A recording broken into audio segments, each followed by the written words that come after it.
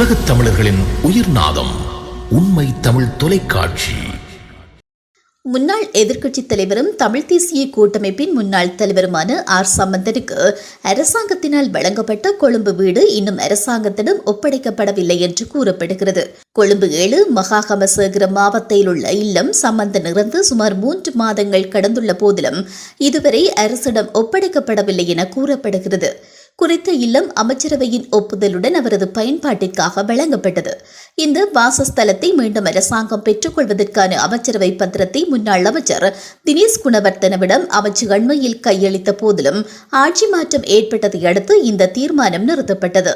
இதனையடுத்து புதிய அமைச்சர் கலாநிதி ஹெரணி அமரசூரியவிடம் இதற்கான பத்திரத்தை கையளிப்பதற்கான ஏற்பாடுகள் மேற்கொள்ளப்பட்டு வருவதாக கூறப்படுகிறது. இதேவேளை 2015ஆம் ஆண்டு எதிர்க்கட்சித் தலைவராக சம்பந்தன் பதவியேற்றதன் பின்னர் சம்பந்தனுக்கு இந்த உத்தியோகபூர்வ இல்லம் கிடைத்தது. அதன் பின்னர் 2018ஆம் ஆண்டு அக்டோபர் 26ஆம் தேதி மஹிந்த ராஜபக்ஷ மீண்டும் எதிர்க்கட்சித் தலைவர் பதவிக்கு வந்த போதும் சம்பந்தனுக்கு அந்த உத்தியோகபூர்வ இல்லத்தில் தொடர வாய்ப்பளித்தார். இந்த உத்தியோகபூர்வ இல்லத்தின் நேர்கட்டணம், மின்சார கட்டணம், தொலைபேசி கட்டணம், பராமரிப்பு செலவுகள் என்பன அரசாங்கத்தினால் ஏற்கப்படுவதாக கூறப்படுகிறது. அத்தோடு இந்த உத்தியோகபூர்வ இல்லத்தின் பராமரிப்பு பணிகளை மேற்கொள்ளும் ஊழியர்களின் சம்பளம் அரசாங்கத்தினால் செலுத்தப்படுவதாகவும் கூறப்படுகிறது.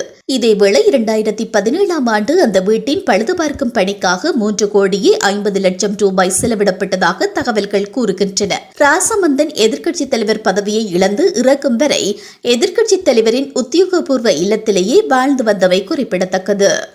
உலகத் தமிழர்களின் உயிர்நாதம் உண்மை தமிழ் தொலைக்காட்சி.